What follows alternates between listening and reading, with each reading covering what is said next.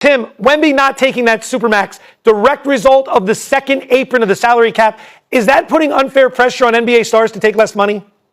I mean, it's a fair interpretation. It's also Wemby putting his money where his mouth is, and that he wants to be the best player of all time. He wants to fulfill every ounce of his immense potential. That's going to require winning multiple championships. And so I think he deserves praise for prioritizing winning over maximizing his paycheck. He just watched Jalen Brunson do the same thing and celebrate a championship right on Wemby's home floor there in San Antonio.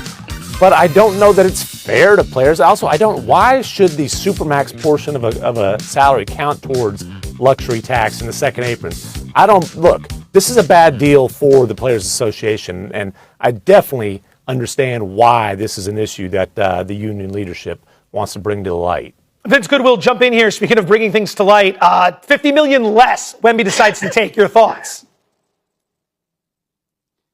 I don't like it. I'm all for, like, these players, and we got to understand this, these players have a very short shelf life to be able to maximize their earnings potential. We never ask NBA owners or owners of any sport, hey, sacrifice some of your profits so that you can put a better product on the floor or on the field. It's only on the players to have this responsibility. I don't like it. It's clearly a trickle-down effect, not just from the second apron, but from the CBA that was signed in 1998-99 that instituted a max contract. All these things have been taken away from players, and I know it's hard to understand that when you see the numbers going up and up and up with a bigger pie, but it's the elements of the pie. It's the haves and the have-nots, and maybe the NBA's middle class has grown, but when you look at the max players, the fact that in every other sport, it's a free market. In the NBA, there is a max salary, which is a cap on what you can do, and when you have a second apron, you're putting this responsibility on the players to play coach and general manager. If that's the case, give me two salaries if I got to do two jobs.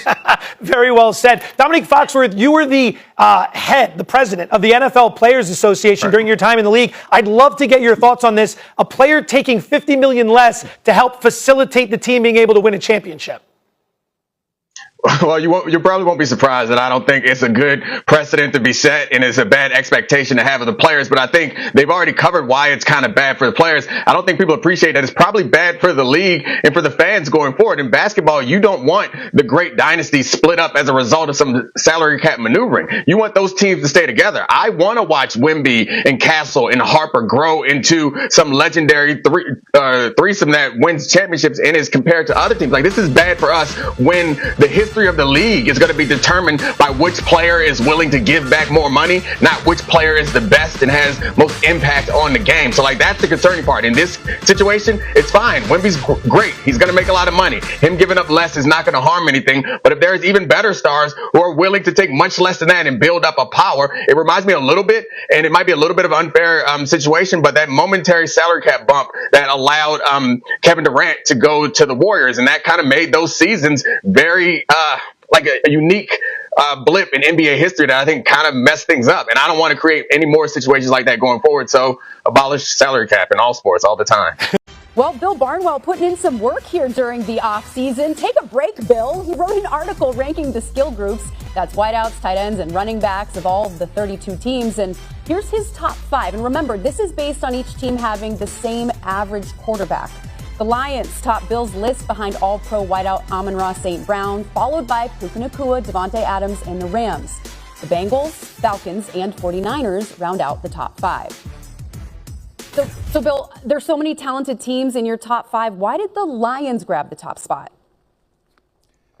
It's just that combo of great depth and then high-end talent. Of course, running back, Jahmyr Gibbs, you're not going to get many arguments. If not the best back in football, probably top 2, top 3.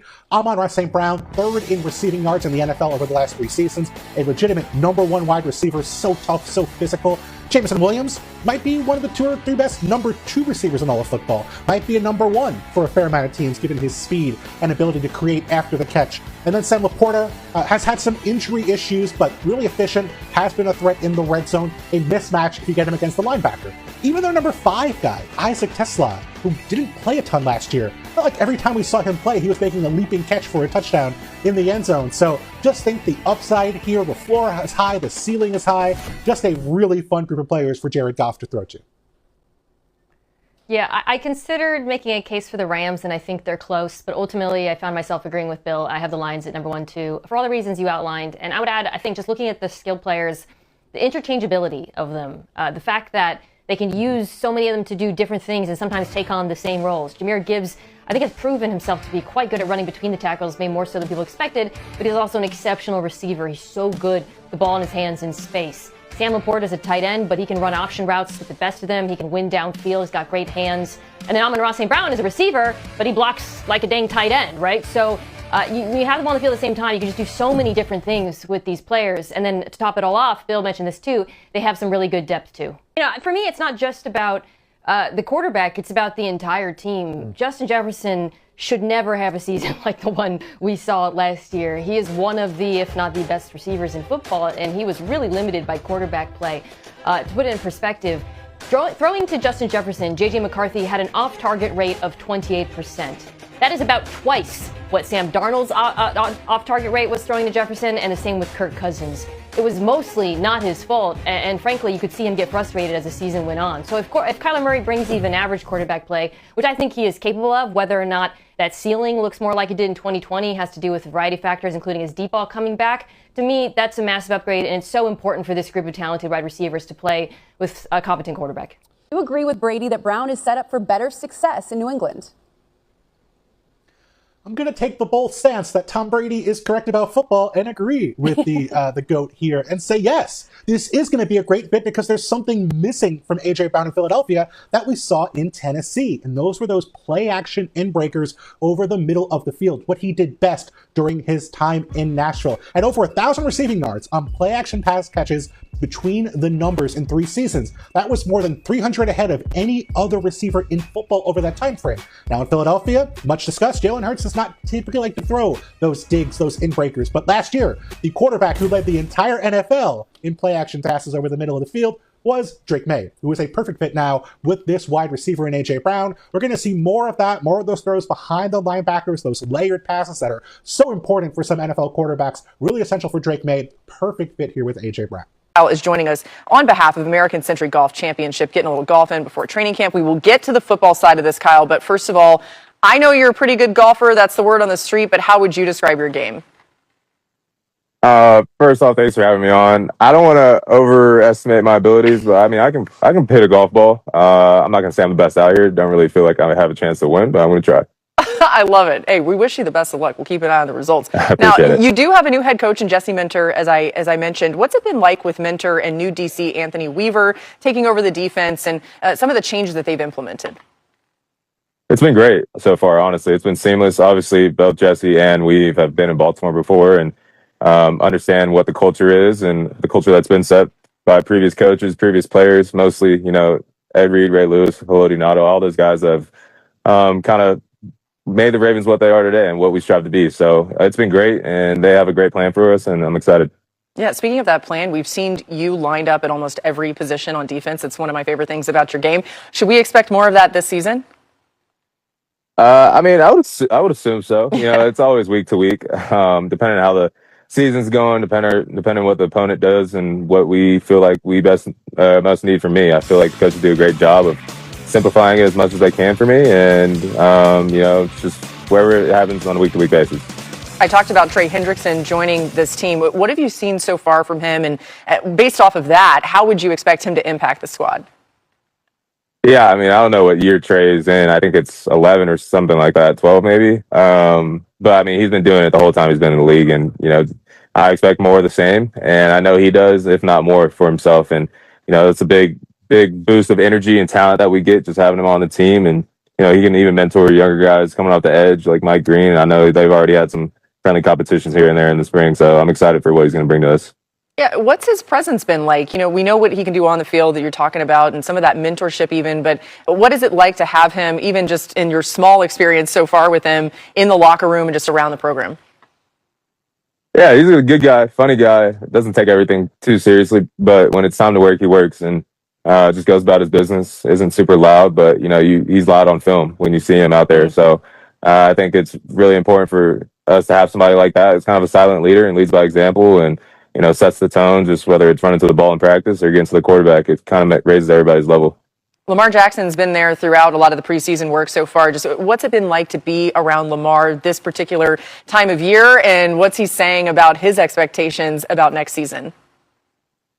Yeah, I mean, I think the best thing about Lamar, or one of the best things about Lamar, is he's going to act the same in March and April as he will in January, February. And, he does a great job of kind of separating, the fun from the work. And, he keeps it as light as possible. But at the same time, he does a great job just locking back in and make sure everybody else is locked in. He preaches that to us.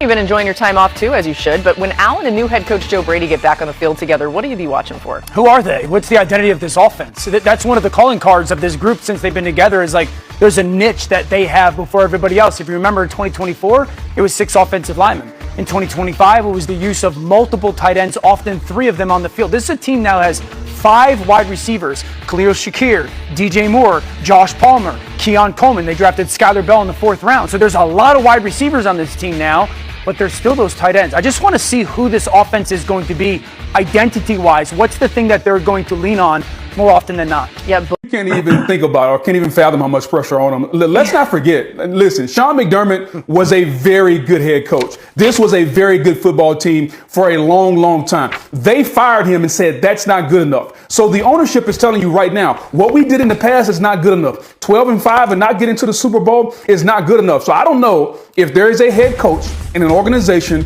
under as much pressure for the right reasons than Joe Brady and the Buffalo Bills, because we all know good is not good enough. He's got to be great. He's got to get this team to a Super Bowl. And fortunately, I think the Buffalo Bills and the Baltimore Ravens are in the same situation. It doesn't matter what they do in the regular season. They can go 17-0. Nobody cares. What are you going to do once the playoff starts? Can your best players, can Josh Allen, can these guys make those plays? Can Joe Brady get this team over the hump? Because we saw what Sean McDermott did. Now, Joe Brady, it's your turn, and greatness is expected.